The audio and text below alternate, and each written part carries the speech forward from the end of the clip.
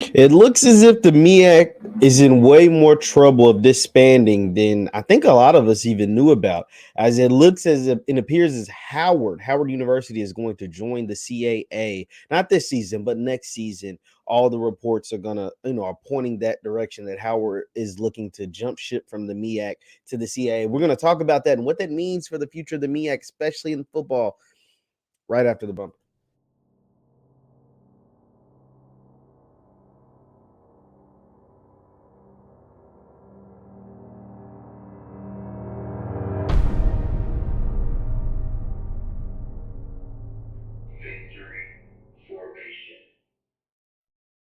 What's good people? My name is JeffLightsYJr here with the Black Boss channel with Victory Formation. Thank you guys for tuning in. Be sure to hit the thumbs up button, like, share, subscribe, because we upload every single day. Now, Howard University, the Howard Bison, look like they are going to jump ship from the MEAC to the CAA. This was reported over the weekend. And then there were some other reports that were saying Howard has held this CAA invite for a while. They've held their invite. We know Hampton recently left the MEAC to go to the CAA. We know A&T recently left the MEAC to go to the Big South, and then the Big South to go to the CAA. And now it looks as if Howard is going to do the same thing and jump ship and go to the CAA. We're going to take a look a little bit at the article written by HBCU Game Day. Shout out to the guys over at HBCU Game Day. And it says Howard appears to be ready to make the move out of the MEAC into a new conference. Multiple sources tell HBCU Game Day that Howard officials are prepared to move to the Colonial Athletic Association starting in 23 through the 24 season. HBCU Game Day reached out to Howard, no comment. Howard will be the 14th team in the CAA, joining July 1st of 2023. And then they list out all the other teams. The CAA and Howard have been involved in ongoing discussions since at least 2021, according to their source. Howard would be the third HBCU in the last 4 months to join the FCS conference, joining Hampton and North Carolina A&T, who both accepted into the conference earlier this year. Hampton in January and A&T in February. Both schools have long storied history with Hampton, and it says A&T were two of the founding schools of the CIAA. And then A&T and Howard were both founding members of the MEAC in 1970.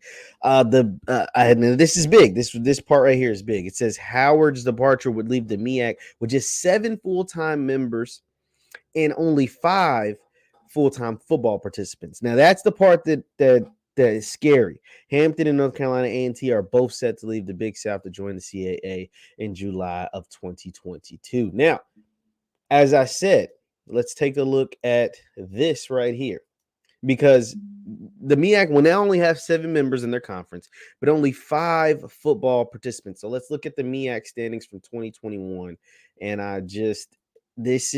So like I said, you got South Carolina State, North Carolina Central, Delaware State, Norfolk, and Morgan State will be the 5 teams that are left, because as we know, Howard by July 1st, 2023 will no longer be a member of the MEAC. And that is scary, because how do you operate a football conference with only 5 schools? Let me ask that once again. How do you operate a football conference with only 5 schools? That means you can only play 4 conference games. 4 conference games in a 11, 12 game schedule. So you'd have to find 7 out of conference games. That isn't sustainable. That isn't sustainable. And because of that, you're looking at what could be the demise of the MEAC conference with Howard jumping ship over to the CAA.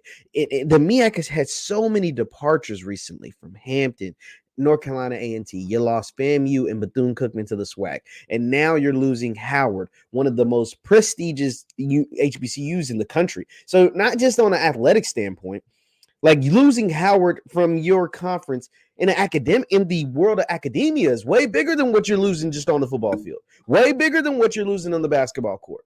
Like losing Howard is huge. Just like losing A&T was huge. Just like losing all of those schools were really, really big for the MEAC. And so, and if we're just strictly talking football, how can you field a Celebration Bowl with no MEAC? These are questions that are going to be asked. These are questions that need answers. These are questions that is a big fear for everybody. It should be a fear for everybody involved. Now, some people have suggested, well, maybe the SWAC can absorb the remaining five MEAC schools: South Carolina State, North Carolina Central, Delaware State, Norfolk State, and Morgan State. And honestly, that just isn't realistic. If I'm just being honest, that just isn't realistic, simply because the SWAC already has 12 teams. Who is going to field a 17-team conference?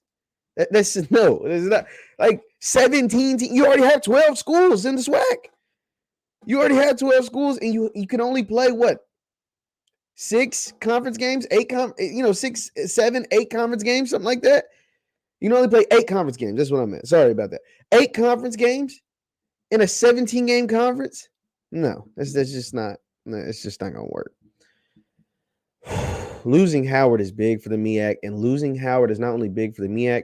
If we're strictly talking football, losing Howard is big for the Celebration Bowl, because how can you justify having a conference being represented in a big time HBCU bowl game, or what's being deemed to a lot of people, including myself, as the HBCU national championship game, when you only have 5 schools and some of the biggest, best football programs in HBCU football, the Howards, the A&Ts, are no longer in the running. They're no longer in the running. That's rough. So here is my, being the commissioner of the MEAC is one of the hardest jobs in the world right now, because if you lose out on Celebration Bowl, you're losing out on $3 million for universities. I want to say both teams get over $1 million apiece. All amenities and expenses are paid for. The conference, I want to say, gets $1 million. And then your band travels for free. You get all the bowl week activities. Your teams, obviously, everything is accommodated. Meals, traveling, lodging for both the band, the staffs, and the team. All of that is gone if you lose the Celebration Bowl. So you can't lose the Celebration Bowl. So I'm saying all that to say you can't lose it. And so what are some quick fix type of solutions? Well, you got to reach out to TSU, Tennessee State.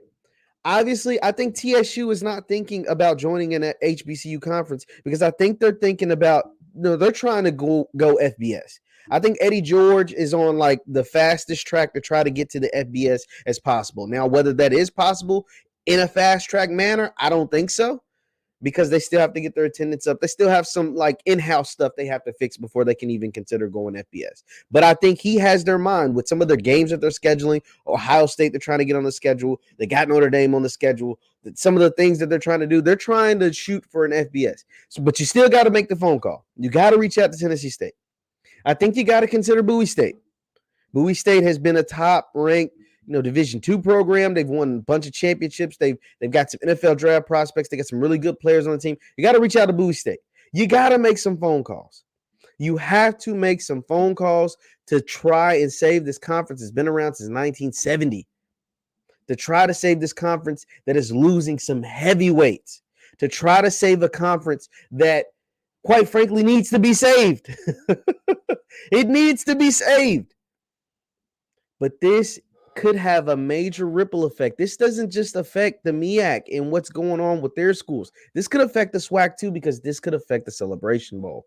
And this could affect $3 million along with everything else that goes along with the Celebration Bowl, that benefits SWAC schools, that benefit MEAC schools, that benefits HBCU football, period. So this is a big blow. Losing Howard to the CAA is, I'm not going to understate it. It is a huge, devastating blow. But how can the MEAC respond is what everybody is going to be waiting for. And how they are able to respond could determine the future in the progression. We've seen a great progression of HBCU football. And that's not to say that it can't continue with North Carolina, A&T, Hampton, and Howard in the CAA, and what Jackson State, FAMU, all these teams, Grambling, are doing in the SWAC, and then what a school like Tennessee State that's kind of in limbo is able to do as well. I'm not saying it can't stop the overall brand power by these schools jumping ship to a different conference. I don't think that can, I don't think that just makes or breaks a school, makes or breaks momentum. It definitely doesn't help momentum. I'm not going to act like it does. But you don't have to only play HBCUs to be nationally relevant. You just have to put a good product on the field. You have to put a good product on the field, and you have to be able to market yourself. Those are two aspects that you don't have to play Grambling and Bethune and FAMU and Alcorn and Prairie View every week to do those two things. You don't have to. But the momentum and the trajectory that things were going, this does put a slight damper on everything. And that includes what's taking place in the SWAC. I'm not going to act like it doesn't. It also affects, because if that Celebration Bowl is in limbo, it can't no longer be called with a 5-team conference in the MEAC. As good as some of those teams are, especially South Carolina State, calling it the Black College National Championship when you don't include A&T and you don't include Howard and you don't include some of these good programs, it kind of dampers it a little bit in my eyes. Leave your thoughts in the comments down below. Leave your thoughts in the chat. Once again, my name is JeffLightsyJr. at the Black Boss channel with Victor Formation. You can follow me on Instagram and Twitter at JLightsy7. Thank you guys for tuning in. Hit that thumbs up button on your way out, and I'll see you next time. Peace.